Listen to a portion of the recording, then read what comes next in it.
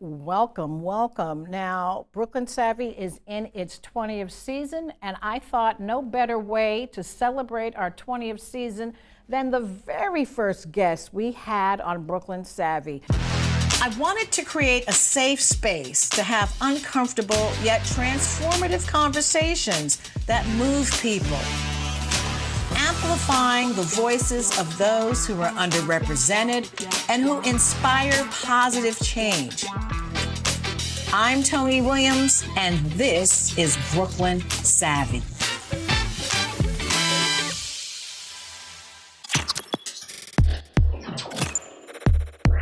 I grew up watching old films, in particular the screwball comedies. I've always been attracted to them. I grew up at a time when you turned on the television at 4:30, all you had were black and white pictures. Right? Don't you? Right. All you had was black and white films, and I just became entranced by them. But there'd always come a moment in every film when suddenly a door would fling open and this African-American person would wander through. And for a second I thought, oh, wonderful. And then they'd begin to speak and the eyes would bug and I'd be taken immediately out of the film. And it would take me 10 to 15 minutes to get back into the film. And being the storyteller that I am, I always wondered, well, where did they go and who were they? What were their lives? Those questions for me were never answered. And so, by the way, Vera Stark is my way of answering those questions. Who were these actors, these character actors who came to Hollywood with these enormous dreams of being in the cinema and transforming cinema and found themselves relegated to these marginal, stereotypical caricatures? Lynn Nottage. Lynn, it's thrilling to have you. Now, I just want to say just a little bit about who you are, though, because I just assume everybody knows who you are, but perhaps not. Now, you are a playwright and a screenwriter, and you're the first woman in history to win 2 Pulitzer Prizes for drama. In 2009, it was Ruined, and in 2017, it was Sweat. So congratulations, Lynn. Thank you. That's so phenomenal. You know, you're making you're making an incredible difference. But what we've been doing is a this or that when we start this show. So, movies or streaming, what do you prefer and why? And definitely movies. Cool beans. You know, I love the big screen. Right. I love sitting in an audience. I love the ambiance and the energy of people in a cinema. Mm-hmm. Now, vacation or staycation? Definitely vacation. Oh, really? You don't like to stay at home? I love to stay at home, but I also love to leave home. I love to travel. I love making discoveries. Now, Broadway or off-Broadway? I think that I prefer off-Broadway. I think that there's more of a sense of adventure there. There's more diversity in the audience. You had won the MacArthur Genius Grant Award, you know, in 20 seasons. Talk about the difference that made to your career. I'm looking at my calendar for the next year and I have absolutely nothing going on. I don't know how I'm going to make a living. I got a phone call, and this is before, cell phones. Right. And I said, hold on, let me see who's calling me. And it was the MacArthur Foundation telling me that I had won the MacArthur grant, which it changed my life. Absolutely. It gave me the freedom to write. It gave me the time to write. It gave me the time to invest in myself in ways that I didn't have before because I was constantly on the hustle trying to figure out how am I going to make a living. You know, I just think back to our relationship and how many years that goes back. And just in thinking about something that you said to me, and this was when you were over on 1st or 3rd Street, there was you and your husband had this site. We still do, our office. Your office. Market Road yes. Films office, which is on 3rd. And we were talking about Brooklyn Savvy, and I was talking about, well, how do I move this forward? And you said, when you make good art, you have to take a risk. You might have to jump off a cliff. I don't know if you remember saying that, but that's what you said. Do you still feel that way? I definitely still feel that way because I think that the most interesting art is made outside of your comfort zone. Is that if you don't stretch those muscles and try and reach just beyond what you think you're capable of, you're going to stay in a space that feels very safe. And it's not where innovation happens. And and I think what I said is that you have to free fall. Well, it had something to do with a cliff and free falling and falling deep. And I think the other thing that I said about art, and it's an analogy that I use often, is that you know, there's the difference between people who make art and people who don't make art is that the artist goes to the edge of the cliff and looks down, even if there's like wind blowing behind them and it feels very dangerous. Yes, feels and then scary, the Lynn. people Feels scary. who aren't artists stand back and say, what do you see? And you're not going to be able to see anything if you don't walk to the edge of the cliff and look over and risk the possibility that you may fall. Have you fallen? You know, I haven't fallen over the cliff, but I certainly have, you know, stumbled and fallen on my way to the edge of the cliff. But I think it's important, you know, to take chances, and sometimes you succeed and sometimes you fail. I remember having a show, which I still think was a very good show, but the timing was wrong. And I ended up getting some of the most abysmal reviews I've ever had. You know, I remember one reviewer said it was an absolute 0. Get out. And the audiences weren't coming to the show. It was so bad that someone was calling in bomb threats. And the police would have to come and like comb the audience. And so how did you get past that, though? How did you get past it? I got past it by, you know, I describe artists having a mixture between grandiosity and despair. And I think I had to lean into my grandiosity and say, you know what, I think this is good. The world may not be ready for whatever this is, but I think it's good.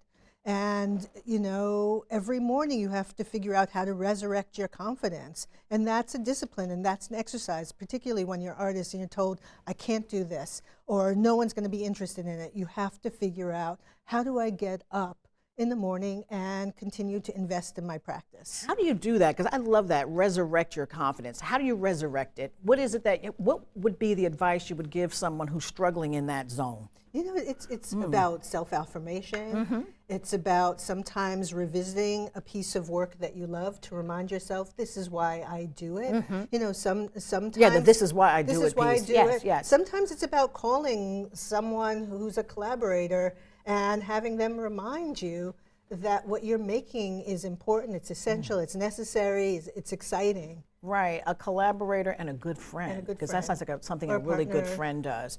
You know, I also want to talk about some of the new work that you're doing. Now, you mentioned that you were working with John Legend on Imitation of Life.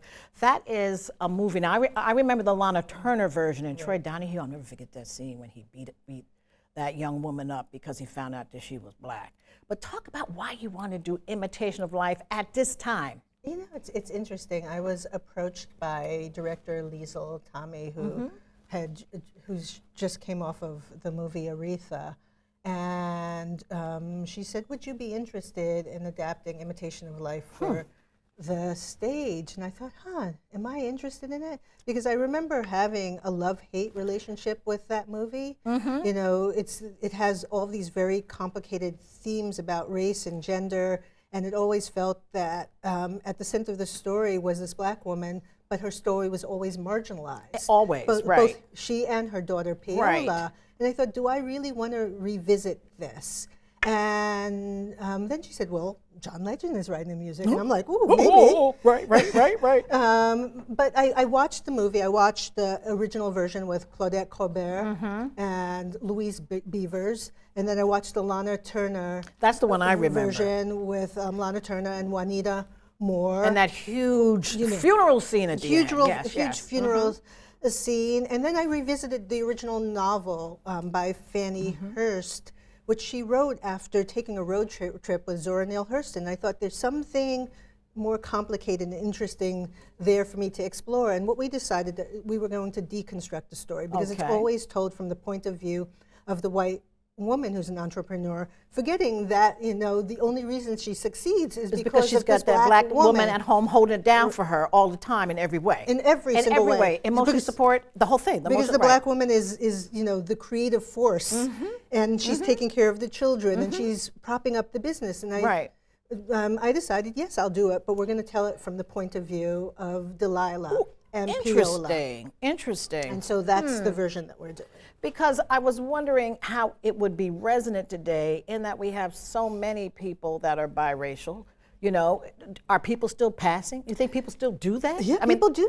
People Yeah, I think people still pass. You know, and I think that we still live in a very stratified culture, not just black, white, but within the black community, we have all of these variations and tensions that exist because of what color we are. Right. And so I think the that, colorism. Yeah, colorism. So I think that this conversation is still going to be enormously resonant for audiences. I am looking forward to this. I am so looking forward to this. I'm very excited, and I feel very proud of what we've done thus far. And you should. You know, I'm also thinking about something else you shared with me, and that is that you're working with your daughter on 2 projects. Talk to us about that. So the first one, This House, is an adaptation of a play that my daughter wrote when she was in college. So this is a family gene we're seeing here? Yes. Well, you know, I don't think she's interested in being a playwright, but she was in a playwriting course. And she wrote this play, This House, which I thought was really beautiful. And it was just about generational trauma. It was about returning home and whether you can actually return home. And I was just so moved by the piece, and I felt like it needed to take another form. And at the time, I was in conversation with Ricky and Gordon, who's the composer who did Intimate Apparel, the opera with me.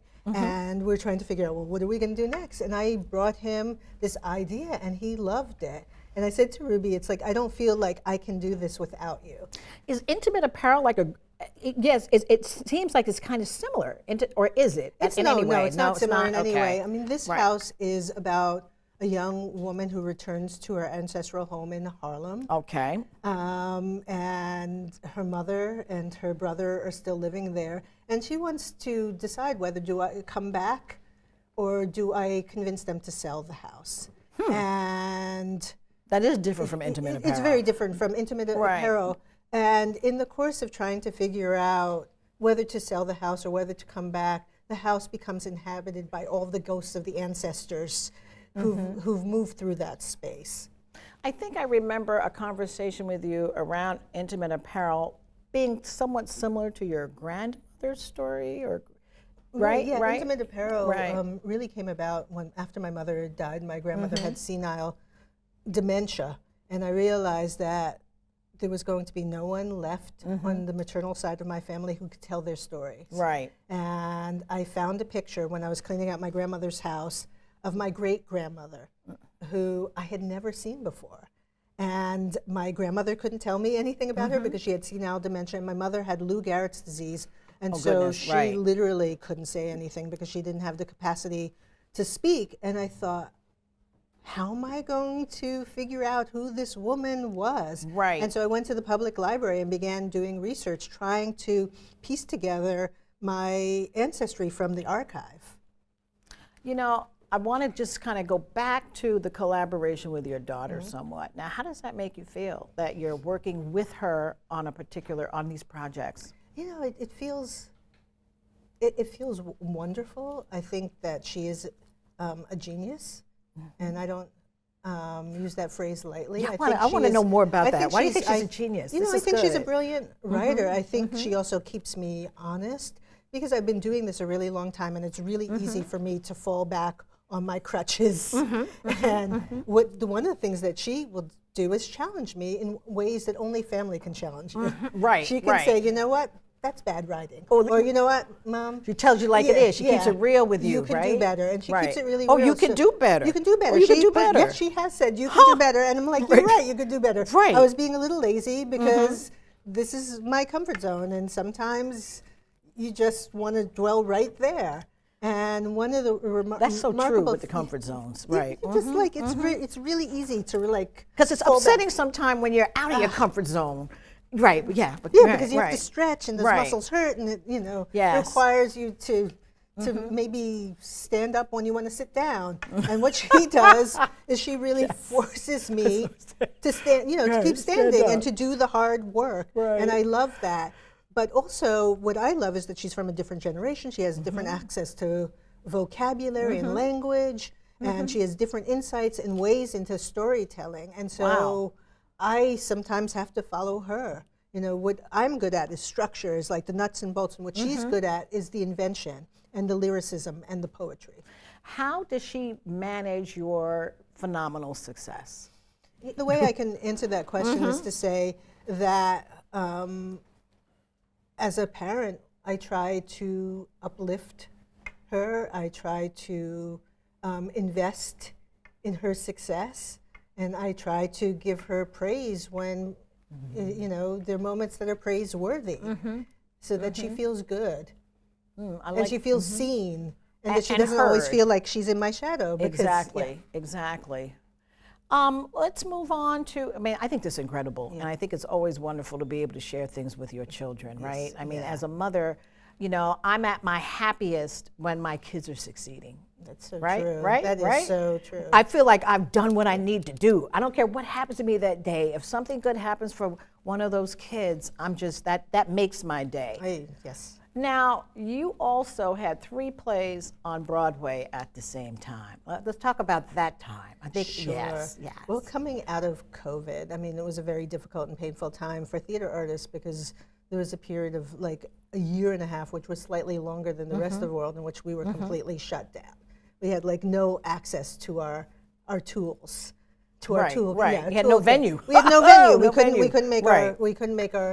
make our art, and I was scheduled to have 3 shows over the course of 2 years. But what happened with COVID is that everything got pushed back and then truncated. And so I found myself having to produce 3 shows in 2 months. Ooh, I don't know how on you top did of it. each Right, other. And right. 2 of them were on Broadway, and the other one was at Lincoln Center. And so my brain was going back and forth. And there was a period of time from September, the middle of September, until February 4th, in which I worked every single day. Ouch. I did not have one break. And I was working every single day, and most of my days were probably from 10 to 6, and then once we're in production, they were from 10 to midnight. And then you get home, and then you have to get back on the train.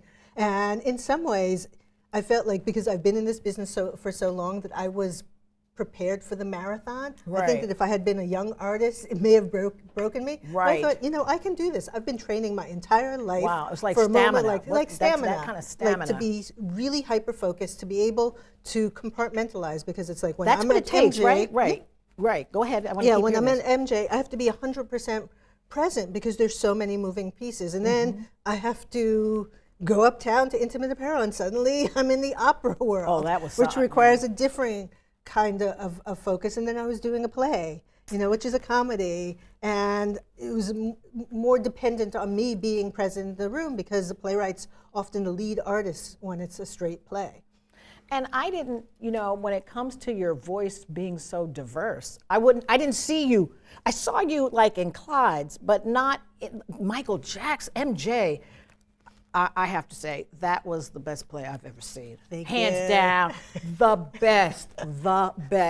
Talk about that and how that came to be. It's just remarkable. It was a long, difficult, wonderful journey to MJ the musical. It came about when I was approached by Leah Volek, who's the producer, but at the time she was at Sony. And I still remember she called me up to her office, and I'm like, I'm not sure what she wants. I sat down, and she had this enormous coffee table book of Michael Jackson. And she just slapped it, and she's like, what do you think? And I'm like, oh my God. Are you saying what I think you're saying? Right. And she's like, what do you think about turning Michael Jackson's song catalog into a musical? Wow. And I was like, you've just spoken to me. Talking my about chipping up an words. iceberg, My dream words. Really? Yeah, and then once that happened, then had to pitch the idea to the estate, and then the estate came on board, and the director came on board. And then we went about the really difficult work of trying to figure out how do you craft a 2-hour version of an epic life. Right.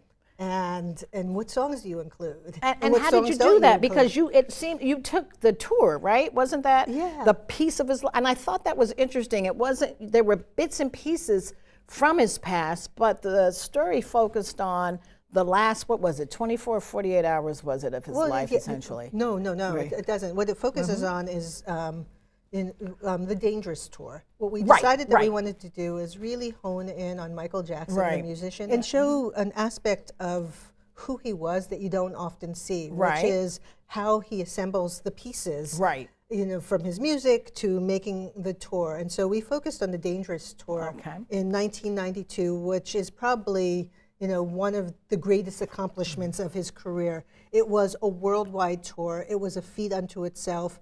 It was just after Dangerous came, and it was moments after he'd been coined the King of Pop. So he was really at the height of his powers. And then shortly thereafter, all of the controversy was going to come. But we decided, let's just look at 2 days in his life in which he's struggling to put on this epic tour. It was amazing. It was amazing because I saw Michael Jackson, the artist, for the first time.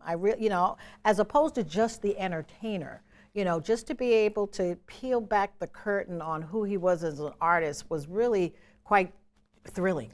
That's really great. Thank you was for thrilling. saying that. It was, right. That's what we endeavored to do. Oh, well, Is good. to give people a different relationship to Michael Jackson, and maybe Then I got to understand just how complicated the music is and how disciplined and focused and intentional he was as an artist. Yeah, yeah, and a perfectionist in so many respects too. Yeah. You know, you also talked about really enjoying writing about morally ambiguous characters. Talk about that piece. Like, what is that because of the tension? What is it that draws you to that?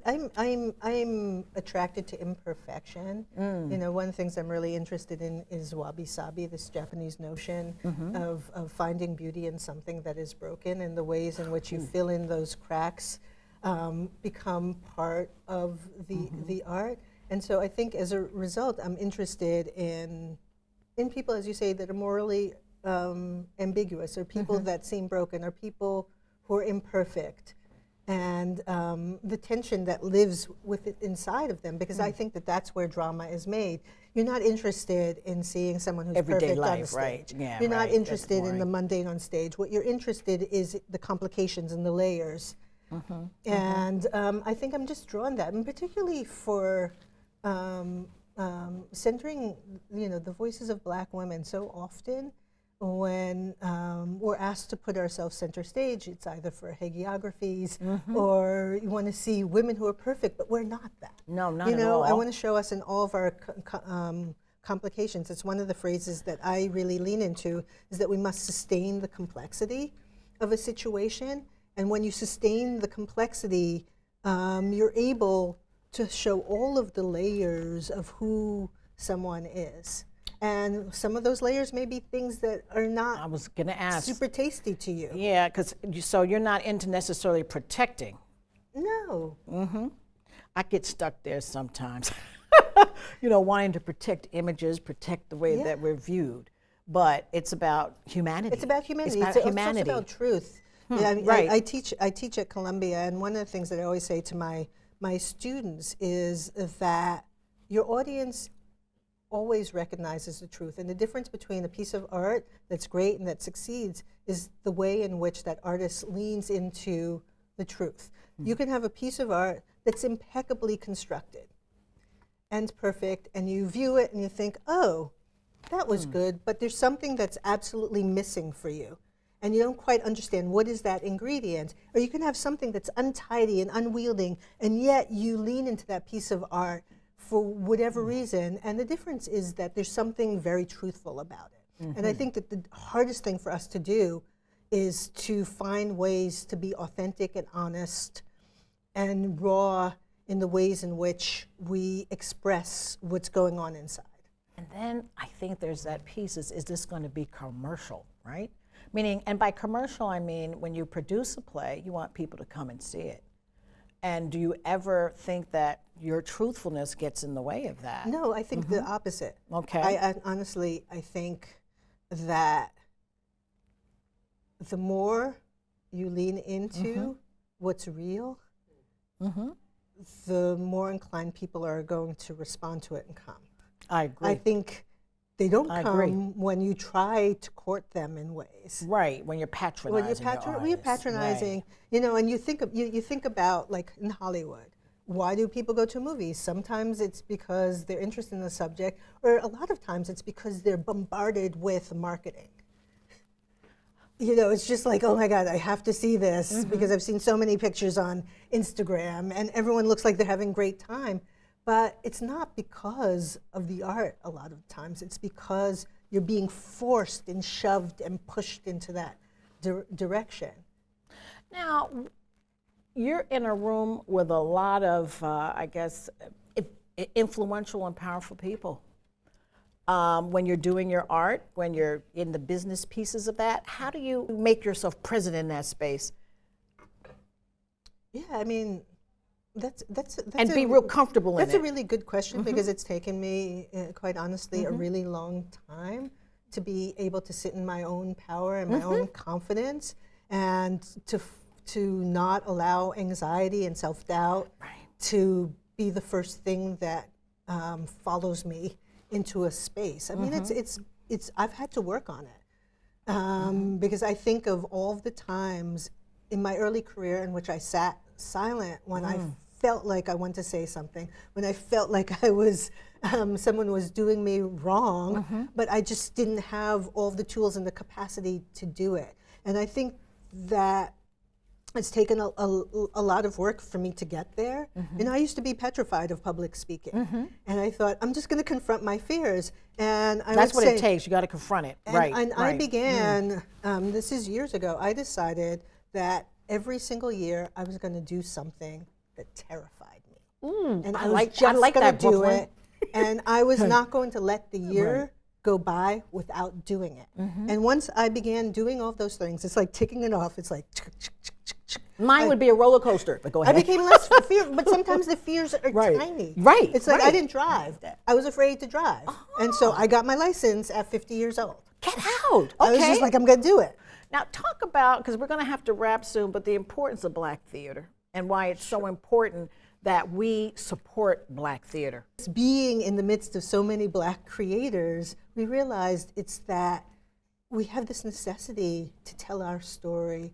Our way to, and to our audiences. And that so often the ways in which we want to tell our stories get stifled. One of the things that came out is that we are very diverse as storytellers in the Black theater, and so we are not a monolith. We are not a monolith, but we don't have enough spaces that really reflect the diversity of the ways in which we want to tell our stories. And so we're trying to figure out, well, how do we nurture those non-traditional spaces? How do we find ways to get more of our stories on Broadway?